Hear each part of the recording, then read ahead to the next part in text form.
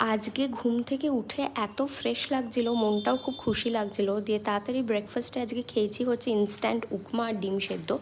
Instant উপমা বেশ ভালোই লাগে খেতে, অনেক ভেজিটেবলস এইসব দেওয়া থাকে, তো টেস্টটাও মোটামুটি ঠিকই থাকে।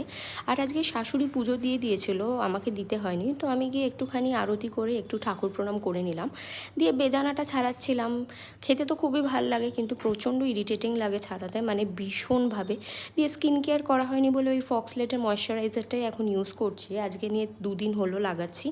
বেশ ভালোই লাগছে, খারাপ নয়। আর এইদিকে আমার ছোটো দেওর বুঝে গেছে যে ওর ভিডিও করছি, তো লজ্জায় একদম লবঙ্গ লতিকা হয়ে গেছে।